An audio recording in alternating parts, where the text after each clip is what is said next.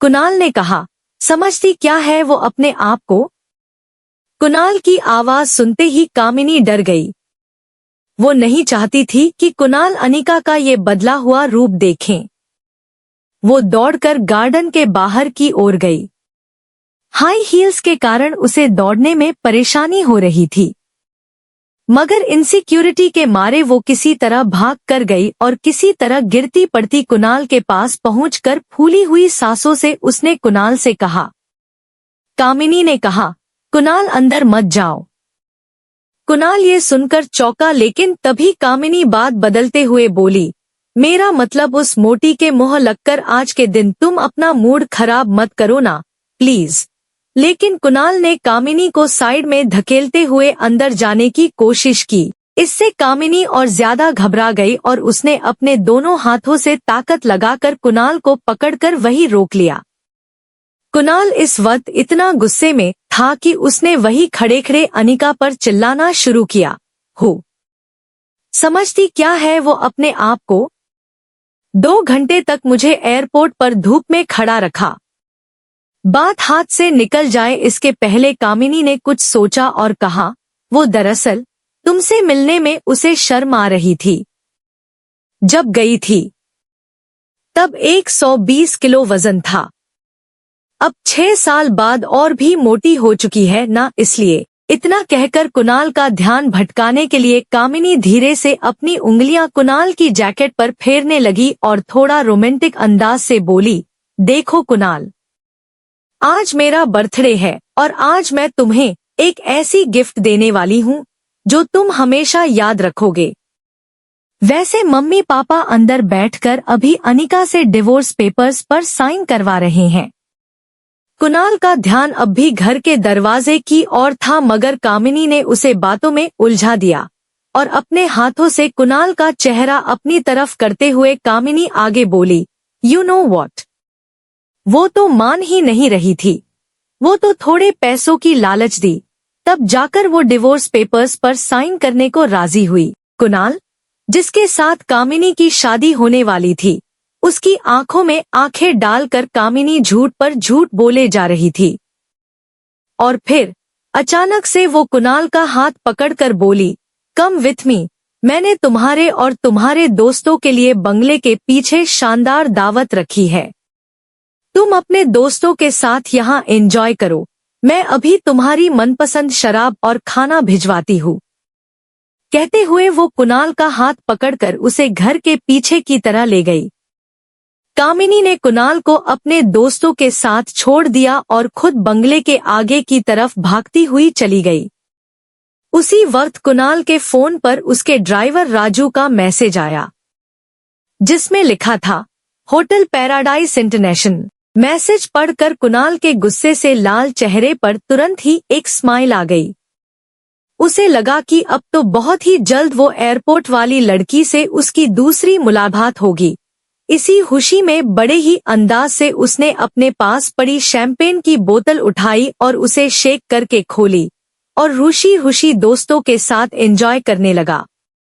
कामिनी भागी भागी घर के आगे की तरफ अपने दोस्तों के पास आई और उन सब से कामिनी ने कहा, जाओ और जाकर कुणाल को एंटरटेन करो और उसको बातों में उलझा कर रखो, ताकि वो अनिका की तरफ ना जाए और वो अनिका का बदला हुआ रूप ना देख सके। उसके दोस्तों के जाते ही कामिनी तेज कदमों से अनिका के पास आई, जो एक कोने में खड़ी सब कुछ देख रही थी।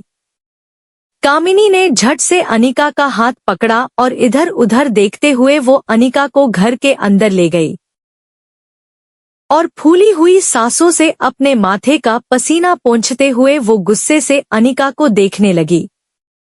अनिका भी कामिनी के सामने देख रही थी, मानो दोनों आंखों से एक दूसरे को चेतावनी दे रहे हो।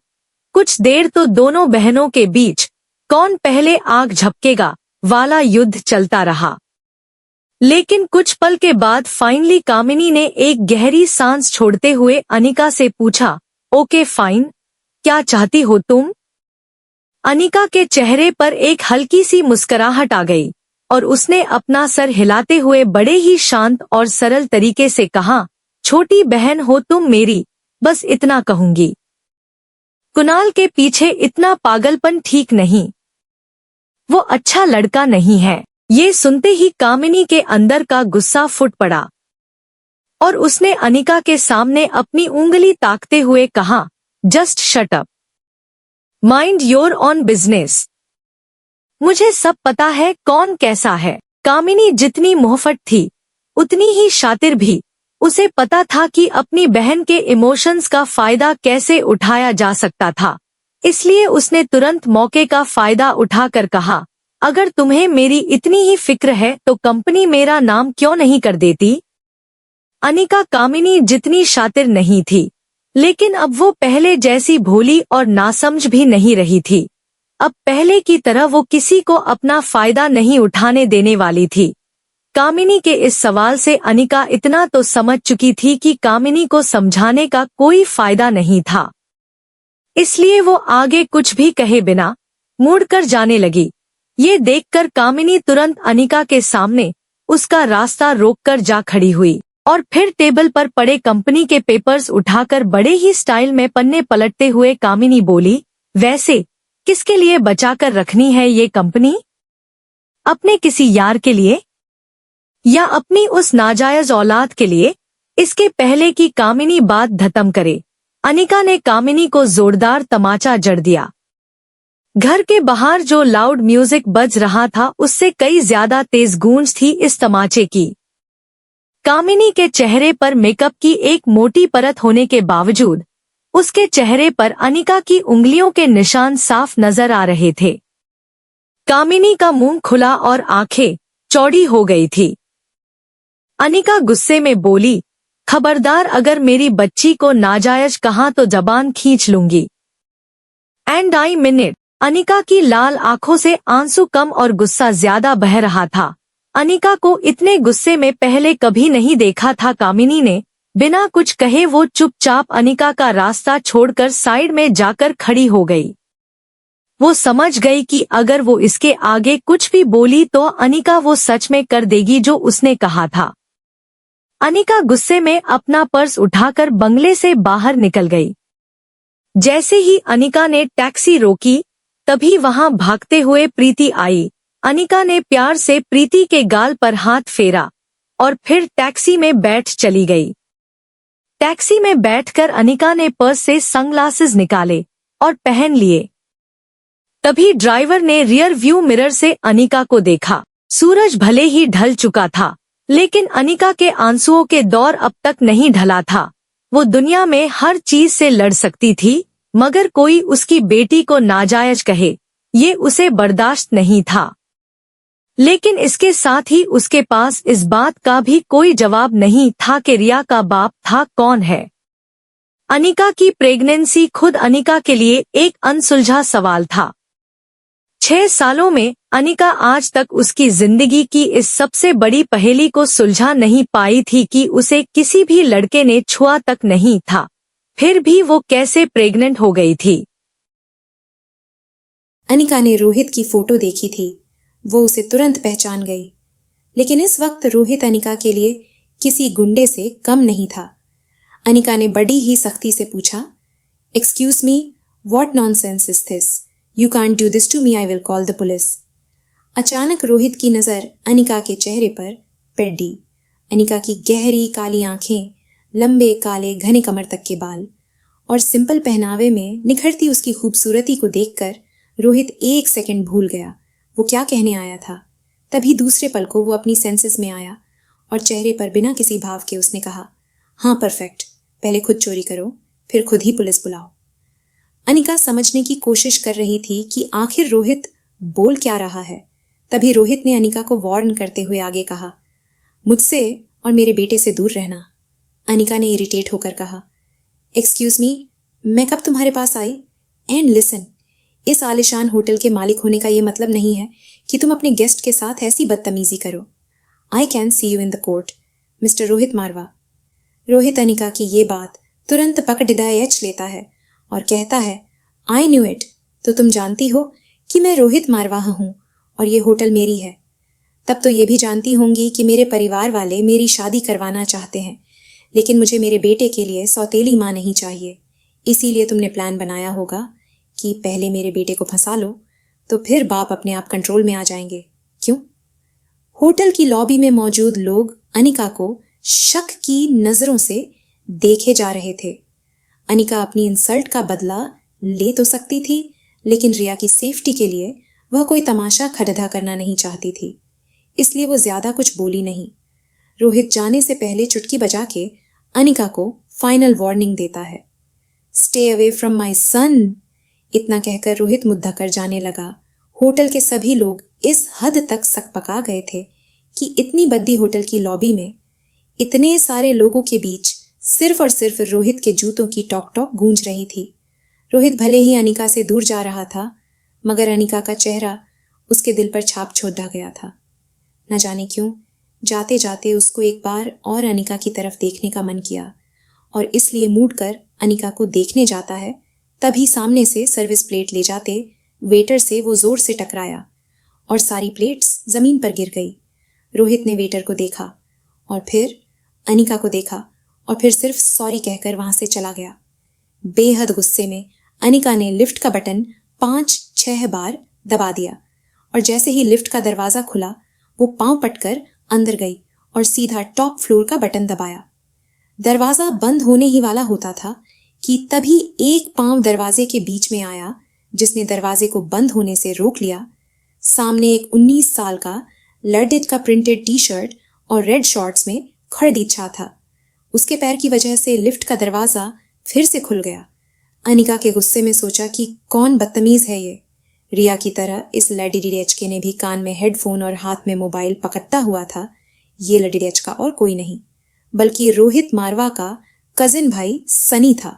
सनी ने अपनी उम्र से ज्यादा मैच्योर आवाज निकालने की कोशिश की और अनिका से कहा, देखो दीदी, मेरे भैया आसानी से फंसने वालों में से नहीं है। बहुत लट डिचकियां आपकी तरह कोशिश कर चुकी हैं। अनिका का गुस्सा अब अपने पीक पर था। उसे समझ नहीं आया कि ये सब उसके साथ क्यों हो रहा था। तभी सनी ने अनिका के जख्म पर नमक छिड़कते हुए कहा, काफी लड़ढकियां ट्राई कर चुकी हैं ये वाला तरीका। Think something out of the box.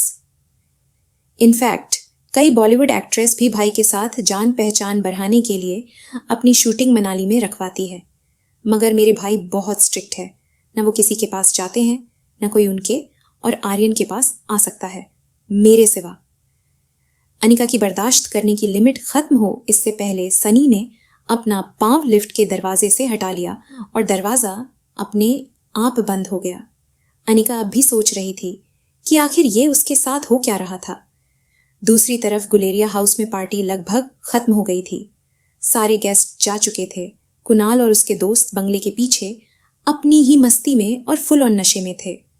वो शायद यह तक भूल चुके थे कि वो कामिनी की बर्थडे पार्टी में आए थे। कुणाल अब नशे में था और बेहद खुश था, क्योंकि वो जानता था कि कल उसकी मुलाकात फिर से एयरपोर्ट वाली लडीडा डीएचकी से होगी। तभी वहां गौतम, कामिनी और मनीषा हाथ में डिवोर्स पेपर लेकर पहुंचे। कामिनी ने कुणाल को खुश देखकर उसका एक हाथ पकड़ देकर कहा, आई एम सो हैप्पी कि कुणाल ने पार्टी एंजॉय की। कामिनी इस हकीकत से अनजान थी कि कुणाल एयरपोर्ट वाली लड्डिचकी और उसकी खूबसूरती के बारे में अपने दोस्तों से बात कर रहा था, और इसलिए वो इतना खुश नजर आ रहा था। तभी गौतम ने भी खुश होकर कुणाल से कहा, कांग्रेचुलेशन, आज कामिनी की बर्थडे के मौके पर मेरी तरफ से तुम दोनों को यह तोहफा। गौतम ने कुणाल के डाइवोर्स पेपर्स थमा दिए। कुणाल ने जल्दी से पेपर्स लिए और गौर से देखने लगा, फिर खुश होकर बोला, थैंक यू वेरी मच। इस डिवोर्स पेपर्स को देखकर मैं बता नहीं सकता कितना हल्का फील कर रहा हूँ। I am a free bird again. Gautam ने भी मजाकिया अंदाज में कहा, but not for long time. जल्द ही तुम्हारी और कामिनी की शादी कर देंगे। ये सुनते ही कुणाल का मूड खराब हो गया। वो गौतम से रूडली कहता है, इसमें सिर्फ डिवोर्स पेपर्स है। जब तक कंपनी के पेपर्स नहीं होंगे तब तक न मेरे घर वाले शादी करवाएंगे न मैं करूंगा। कुणाल आखिरी पैग नीट पी लेता है और वहां से निकल जाता है। Hotel paradise. तिलमिलाई अनिका अपने कमरे में आई। अपना पर्स सोफा पर फेंककर पांव सेंटर टेबल पर रखकर सोफे पर बैठ गई। उसे ये समझ नहीं आ रहा था नीचे लॉबी में उसके साथ क्या हुआ और क्यों हुआ। उसने होटल बदलने का मन बना लिया और रिया को लेने बेडरूम में गई। बेडरूम का दरवाजा खोलकर उसे ने देखा रिया बिल्कुल शांति से सो रही थी। रिया को इस तरह देखकर अनिका का गुस्सा 1 सेकंड में शांत हो गया। वो रिया के माथे को चूमती है, तभी उसके फोन में एक नोटिफिकेशन आया। अनिका ने मोबाइल चेक किया तो देखा कि उसके डॉक्टर अमृता नाम वाले मेल बॉक्स में रोहित मारवा का मैसेज आया था। Want to meet you urgently. एक पेशेंट है जिसके दिमाग का ऑपरेशन करना है, जो सिर्फ आप कर सकती है। मैसेज पर हंसकर अनिका को अपनी इंसल्ट का बदला लेने का मौका मिल गया था। उसने तेज उंगलियों से मैसेज टाइप करके बिना सोचे 1 सेकंड में बटन दबा दिया। वहां रोहित डॉ अमृता का मैसेज पीएच कर शॉक हो गया। मेल में लिखा था, दिमाग का इलाज पहले आपको करवाना चाहिए। रोहित को समझ नहीं आया कि डॉक्टर अमृता जैसी बड़ी न्यूरोसर्जन उसे ऐसा क्यों कह रही थी। रोहित ने मेल पर कुछ टाइप किया, लेकिन फिर मैसेज डिलीट कर दिया और अपनी कंपनी के आईटी हेड सैम को फोन लगाया। रोहित काफी डोमिनेट आवाज में कहता है, हेलो सैम।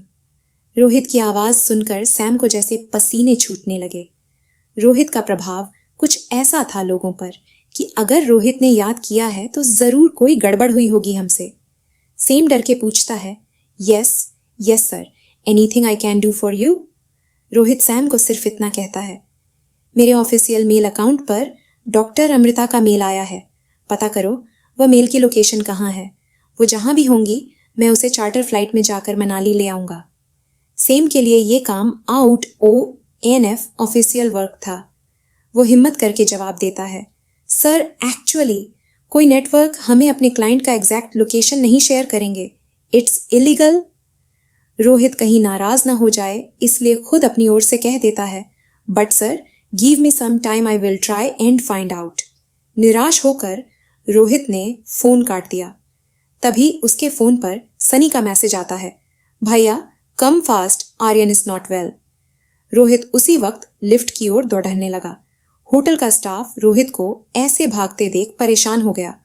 रोहित ने लिफ्ट में टॉप फ्लोर का बटन दबाया, मगर आज उसे अपनी लिफ्ट की स्पीड बहुत स्लो लग रही थी। आर्यन पर जरा सी तकलीफ आए तो रोहित बर्दाश्त नहीं कर सकता था। जब तक लिफ्ट 24वें फ्लोर तक पहुंचती है तब तक तो रोहित के मन में हजारों ख्याल गुजर चुके थे। फाइनली लिफ्ट का दरवाजा खुला। सनी दरवाजे पर रोहित का इंतजार कर रहा था। रोहित सीधा बेडरूम की तरफ भागा और वहां रोहित ने जो देखा वो उसकी समझ से बाहर था। आर्यन गहरी नींद में था और वो नींद में एक ही चीज बोले जा रहा था, मम्मा चॉकलेट आइसक्रीम, मम्मा चॉकलेट आइसक्रीम। जानने के लिए सुनते रहिए मेरी कहानी का अगला एपिसोड पार्ट 4 सिर्फ मेरे चैनल पे। धन्यवाद। वीडियो अच्छा लगे तो प्लीज वीडियो को लाइक कर दीजिए, कमेंट में जरूर बताइए कि वीडियो कैसा लगा और ऐसे और वीडियो के लिए मेरे चैनल को प्लीज सब्सक्राइब कर लीजिए। धन्यवाद।